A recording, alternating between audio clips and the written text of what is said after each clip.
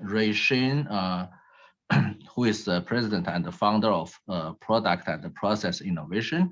And he is a veteran business leader with over 35 years of executive, functional, and project management experience, delivering training and consulting on 3 continents and over 15 countries. And he's also a fellow at the Institute for Digital Transformation and a member of the PMI Project Management Institute. Ray, please.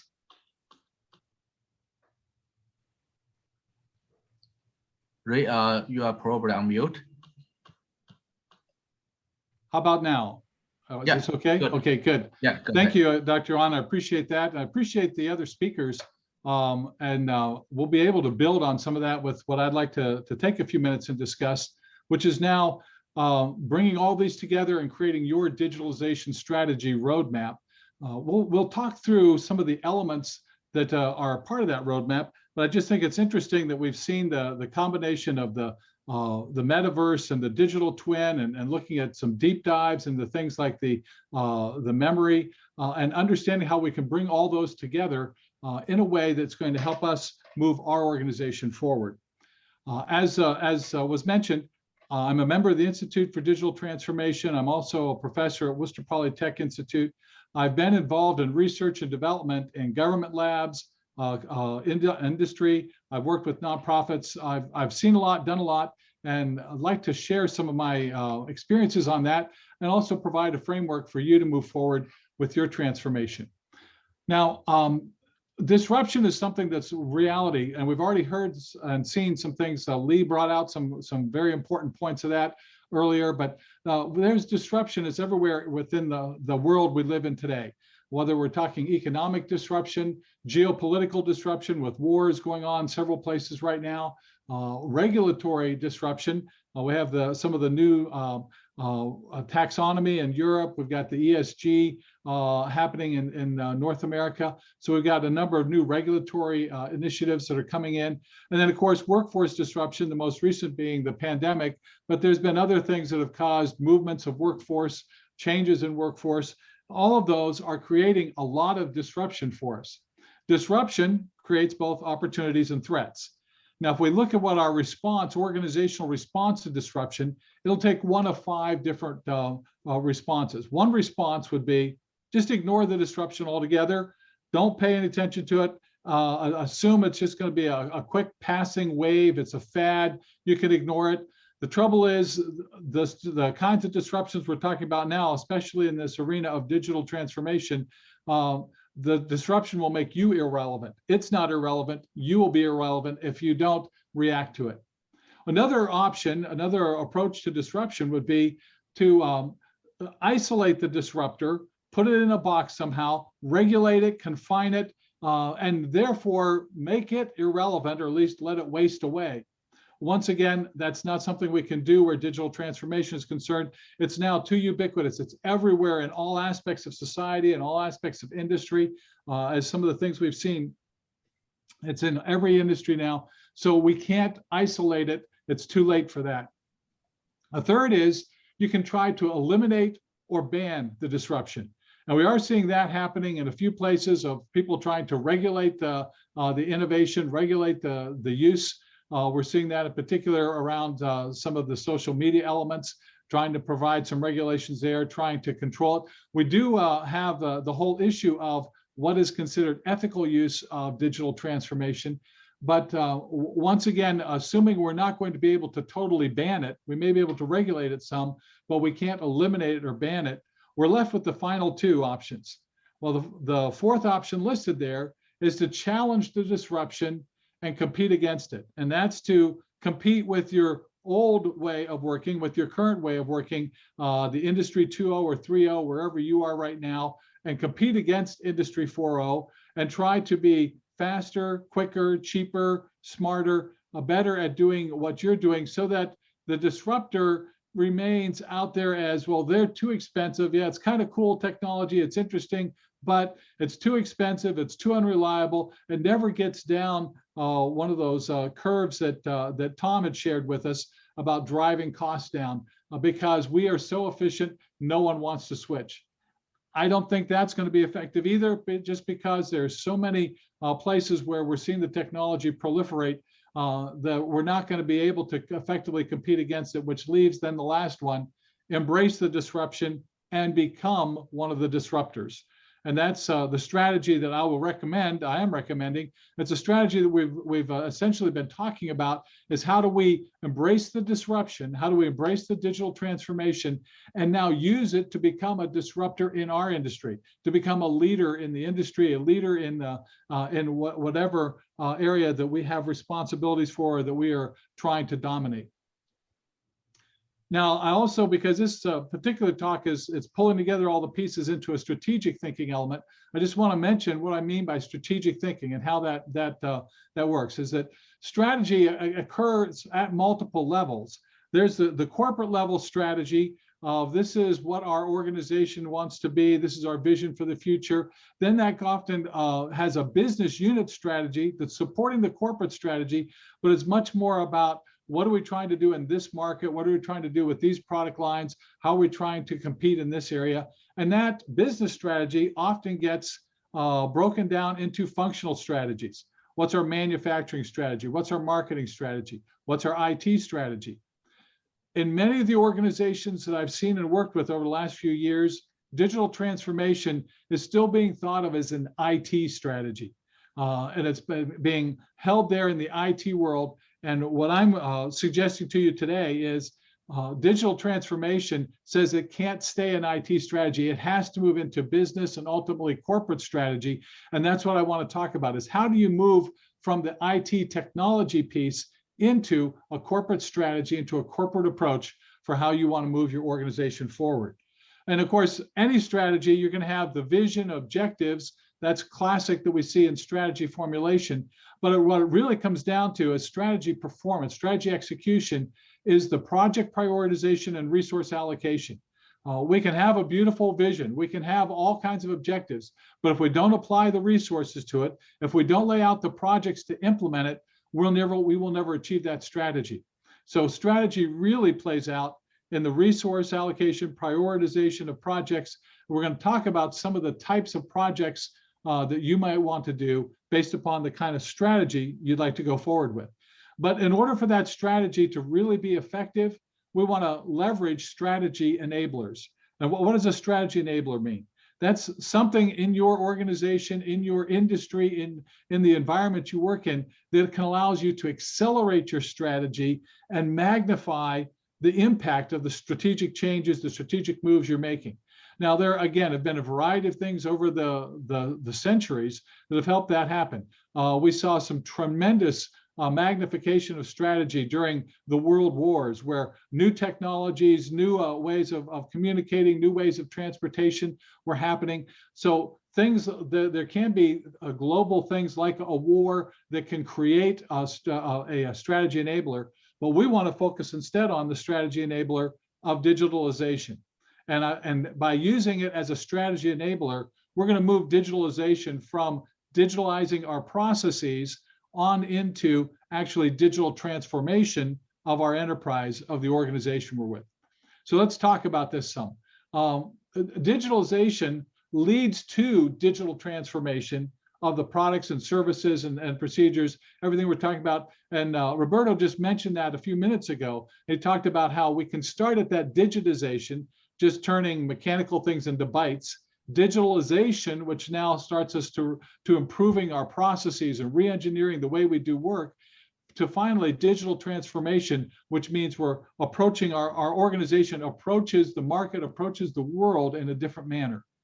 So digitalization goes far beyond just the automation of our processes and activities. It creates new data streams, new processes. It creates a new world. And so that's where the discussion that Dr. Ron had about the metaverse is so interesting, because it creates a whole new world of how we may operate, new capabilities, new insights. Not only does it create that new data streams, it does take our existing data streams and analyzes and distributes that data, works with it differently. And that's classic digital twin work, which is we're taking existing and we're now converting that and using that in new ways to create new capabilities and new insights again. The results of this digitalization is the transformation we just talked about. New markets, new businesses, new dimensions of competitive advantage, new ways of connecting with our customers, new ways of connecting our business with the entire market, new markets opening up to us, new levels of performance going far beyond where we'd ever been performing in the past. Again, we see that whether it's because of the power of the computational power that Tom Coughlin talked about in terms of memory, giving us abilities to do things, to analyze things, to see things in ways we never could before. Taking that digital twin that Roberto talked about, and I was, as he was going through the digital twin discussion, I was reminded early in my life, I was a fighter pilot, and we were getting all kinds of signals, data signals into the cockpit to help us be able to augment the way that we could actually move our aircraft through the skies, do the mission we had before us.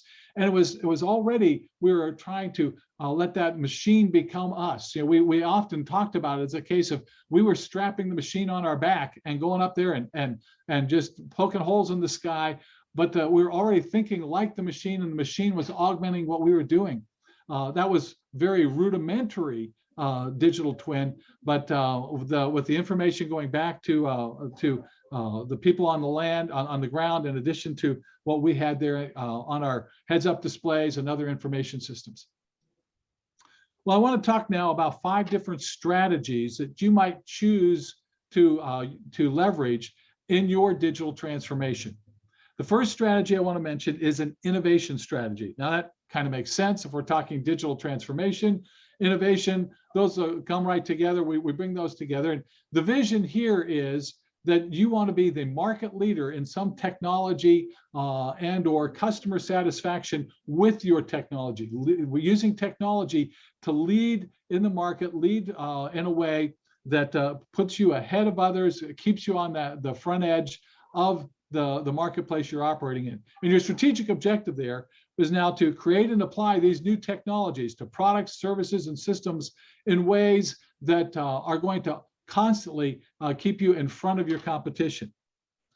Well, if we look at some of the kinds of digital technologies that can help us with that, well, we can look at adding totally new data streams with using IoT analytics and getting that information, now having information that we use in different ways. And of course, that also leads us to digital twins is also part of that new data stream, is bringing in the digital twin information.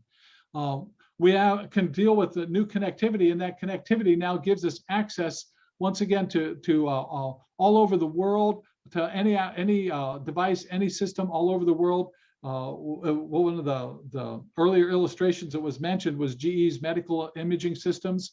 And I can recall in the days when I worked at GE, we had the ability to actually read what was going on in medical imaging equipment anywhere that it was installed in the world. And we could look at it back where we were in Wisconsin, and we could understand the health of the machine. We could help read the data. We could help work with it. And that was that connectivity. That was, again, just on a limited basis, but now much broader, much more expansive. We can take that anywhere with the cloud computing, remote access, access to the internet. We are now able to have the connectivity worldwide. New functionality, and we see this right now in things like autonomous vehicles, the automation, the drones, robotics. We're finding just functionality showing up many places. Even the new platforms that are being developed. One of the examples of a company that is using innovation as their strategy is IKEA.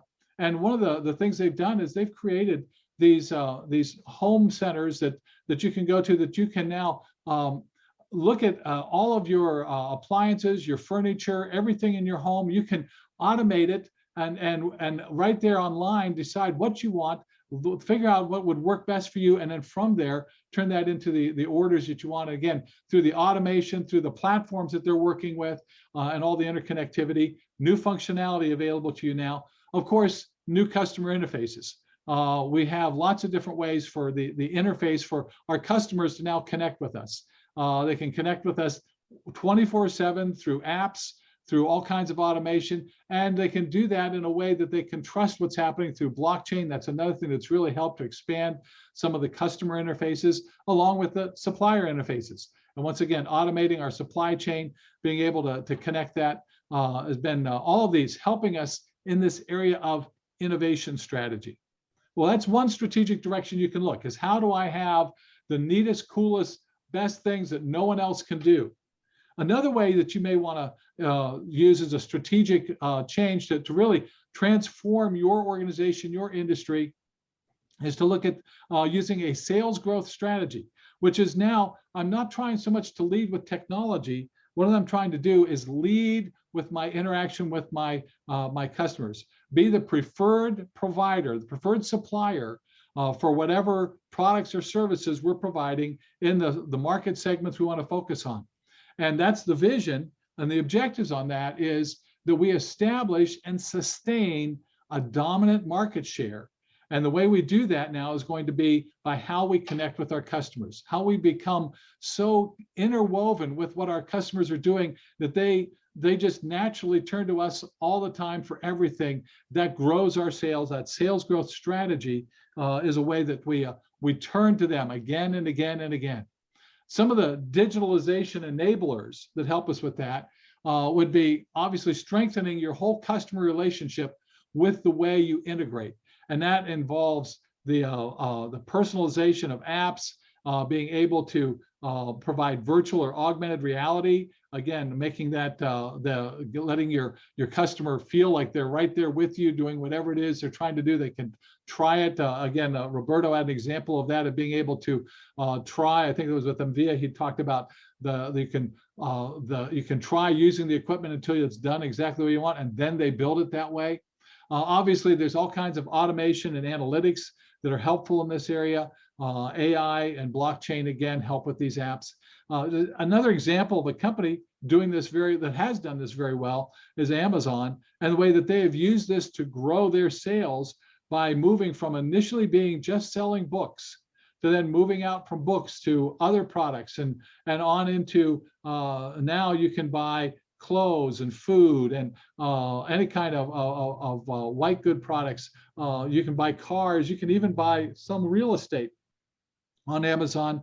They've taken that sales growth package, what they've taken the sales formula that they have, and they've expanded into every market they can imagine.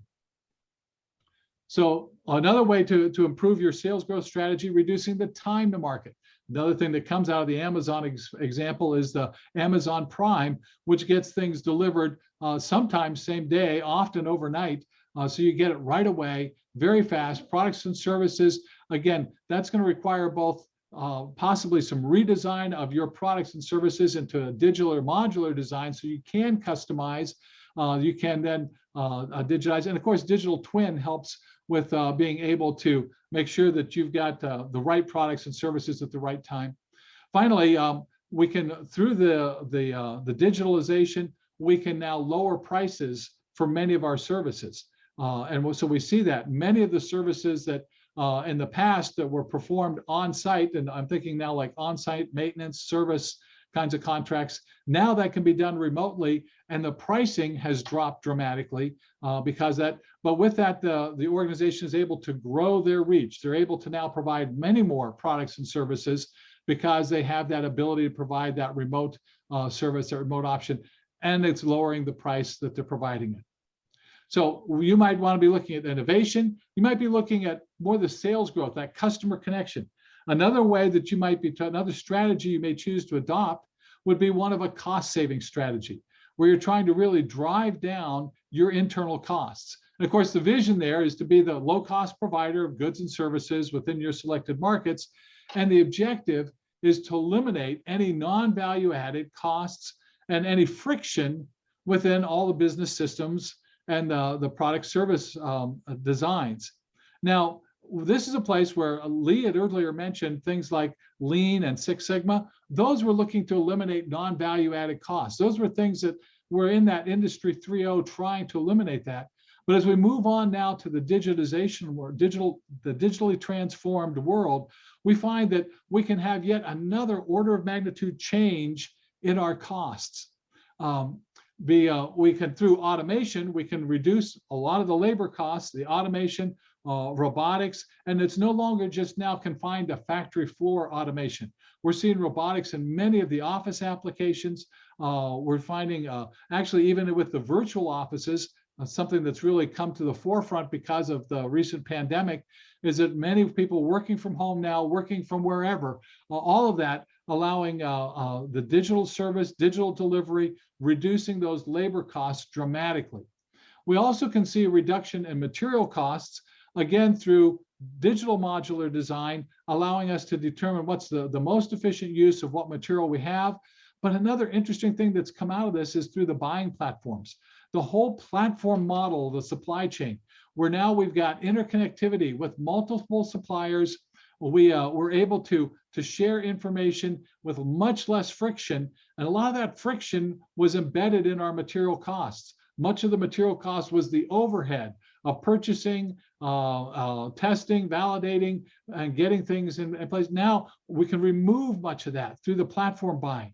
And so these platforms have really changed how that element of the cost has helped reduce that material cost. And we've been able to reduce our own overhead costs, once again, using things like blockchain and automation, the analytics that we have, all of these helping us to reduce our cost structures. An example of a company who's done that well is Tesla. They have really, as they start to design any kind of an industrial office application, they start right up front by asking, how do we digitalize the processes so that we don't even have embedded costs that we have to take out? Let's start with a low cost structure right from the beginning. They've been very effective at doing that. A fourth strategy that you might consider is the sustainability strategy. This has been coming to the forefront over the last few years, again, because of the European taxonomy and the ESG move in the North American world. The vision here is to be a leader in sustainable operations, both from an environmental and a societal standpoint, and from a strategic, from a strategy upgrade. What we're looking at is to change products and processes to become that industry leader, and being able to make sure that we understand what are the metrics and standards that are going to be applicable to us. And those right now, somewhat in flux still, depending upon where you are in the world, those standards around metrics and standards that you're expected to meet in this area will be different. And so from an objective standpoint, you want to make sure you know where you're operating in the world so that you can be setting appropriate objectives for the work you're doing. But some of the digitalization enablers here is able to us to evaluate and upgrade our business systems, and really looking at everything from a systems standpoint.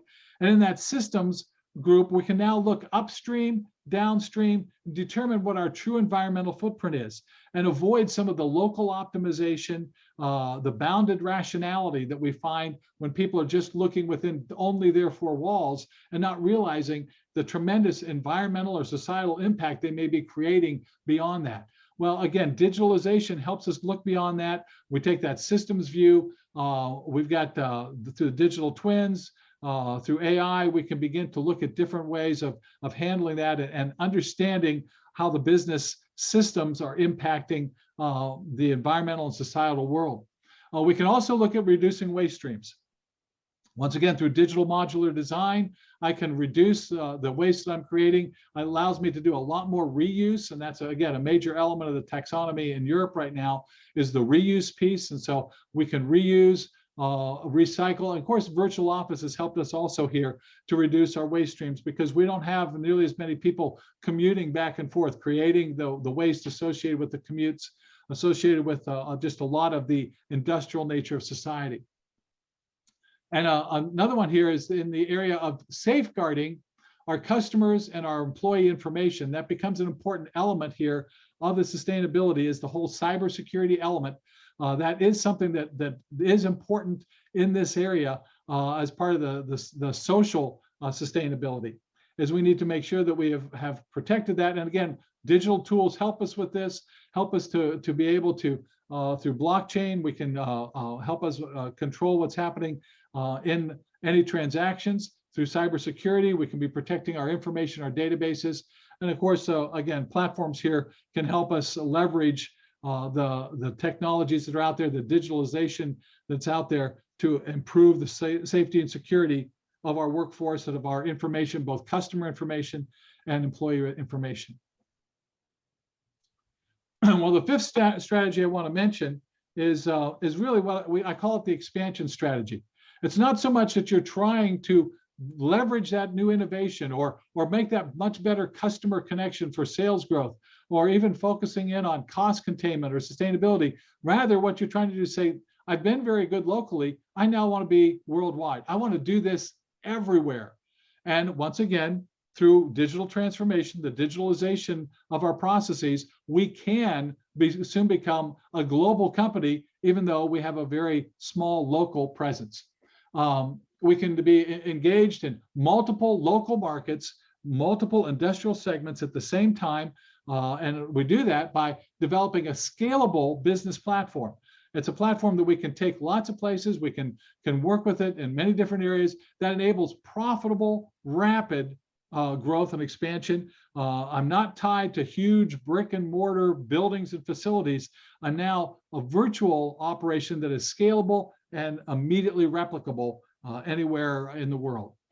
Some of the digitalization enablers here are looking at all of our scalable business processes. And that's when we digitalize our processes, we digitalize them with the view of making sure that they are now scalable. Digital or modular design, automation, the platforms that we're using that have global reach, virtual office applications. So we want to make sure that we're looking at all of those as ways to be able to scale. Another thing that helps us with scaling is looking at products and services that scale, which the digital or modular design in that allows us to be able to quickly transform and to do mass customization, make each product unique to a market, unique to a customer, and yet still have the same core underneath it. Again, virtual and augmented reality can help with that, digital twins, all of those helping us in that area. I think one of the most interesting examples I've seen of that recently is Audi, the automotive manufacturer, with changing to the Audi City approach for how they are selling vehicles, which now means they just have little storefronts, may only have one vehicle there, but you can look at the entire fleet through the digital tools that are available in the showroom that are there. And so they don't need to build these great, big, huge dealerships everywhere. Instead, they can have an Audi dealership in buildings all over the city. It's just like shopping for shoes or going to a restaurant. You could swing by the Audi dealership and look at another Audi and make your decision to buy right then because you've had a chance to interact with their digital platforms and digital systems. Again, transforming what they're trying to achieve. Now, those are a number of different strategies, and I wanted to lay those out in front of you as a way to think about different approaches. Because sometimes we get locked into, well, we are this kind of company, we are this way of competing, and that's what we're going to do. And keep in mind, in digital transformation, there is the word transformation. It's not just the digital technologies, but it's really the change, the transformation. Digital is enabling the strategic transformation we want to talk about. I love this quote from Einstein. Lee was using some quotes earlier, but this is one of my favorite ones. Without changing our pattern of thought, we'll not be able to solve the problems created by our current pattern of thought. And so that's why we want to step back and with our digital technology, step back and say, wait a minute, how can we envision this whole different world, this whole different way of operating? The metaverse is such a great place to start with that. On that is, how would we operate in a metaverse? And then how can we convert that into the way we're operating in the physical world right now? Incremental digitalization will not get you to digital transformation. I like to use the metaphor of, let's say that you are running a railroad and you decide you're going to embrace digital transformation. So you start applying digital technologies to your railroad. It makes your railroad faster. It makes it cleaner from a technology standpoint. It's more comfortable for your riders, and you can haul more freight, and you're a more fuel efficient locomotive, but you're still confined to those same rails. You're a railroad. You haven't yet transformed your business because you're still on the rails. What you want to do is step back and transform your business and say, I'm not just a railroad, I am a person and package delivery system. And now we begin to embrace through the platforms, through our partners, or maybe through some of our own systems. We start to embrace trucking and shipping, and we've got hovercraft and helicopters and airplanes, and we're now beyond our rails. We're not confined to the rails. We can reach anybody, anywhere with the passengers and people that we have, because we have broken away from that old pattern of thinking, that old system, and we now are expanding our view of what we're doing, what we're trying to operate, what we're trying to deliver. So as strategy enabled by digital transformation, it really changes our whole business paradigm. New business model based upon the platforms or the ecosystems we're in, new products and services, totally different products and services than we've ever offered before that may even exist out there, so we can create brand new markets. New process optimization, so we can reach much better levels of cost or cycle time delivery, and new management structures helping us to reduce, again, our cost or overhead, but also making better decisions, faster decisions, decisions that really empower our people and deliver value to our customers. So what we're leading to out here is this idea of a strategy roadmap. And so as you're laying out your strategic roadmap using the digital transformation elements, often a corporate strategy becomes disconnected from operations because while we have great aspirational goals, the culture of the organization, the systems don't change unless we make them change. So that's what I'm saying. The strategy has to have the projects and the resources to actually create the changes. And so those corporate strategies that get put on the shelf and dusted off every year, looked at, and then put back on the shelf again, they never really see the implementation because we don't create the projects, create and assign the resources to do the change. Well, our strategy roadmap helps us to communicate what are the projects we're going to do, commit the resources, and we like using the idea of the roadmap because that old saying, a picture's worth 1,000 words. It really helps to communicate to people what we're doing, when we're doing it, how we're doing it, how we're going to change, clarifying who's involved, clarifying the roles and responsibility, and really prioritizing the work. It's a dynamic document. You'll see as I show you on the next slide, it has flexibility and accountability in it that allows us to shift and change things around, but yet keep moving the organization forward. And this roadmap format that I've used with many organizations is we lay out what are we going to do in the next 30 days, 90 days, 6 months, 12 months. So we lay that out. And it used to be, incidentally, we just said 90 days, 6 months, 12 months, but digital transformation moves so fast that I'm now talking 30 days, 90 days, 6 months, 12 months, because the world is changing so fast around us. And then what we look at is each of those areas that are affected. So we've got the customer relationship, the products and services, our operations, the platforms and ecosystems, the way we're going to be connecting with others, both customers and suppliers, resources and partners. Who do we need to hire? What kind of training do they need? How do we get our workforce up to speed? Technologies that we need to bring on, when do we need to bring them on, where do we need to use them, where we're going to apply them, and then finally, any other organizational changes. And often those have to happen also. And we look at all of those and make sure that they stay in sync and see all of those happening together. That's a template I would encourage you to use as you put together your strategy, wrapping up all of these different things we've talked about today so far. If you have any questions, I'd be happy to answer them. You do see my contact information there. I do have one other URL there at the bottom. The Institute for Digital Transformation is in the process of releasing a digital transformation manifesto. Principles that we think are important for any organization doing that. And if you'd like to sign on to that manifesto, you can follow that link and go there. And if you agree with the 8 principles we've laid out, you can sign on with that. Okay. Lee or Dr. Duan, I'm not sure who takes it next, but I think we go to the next we go to the roundtable.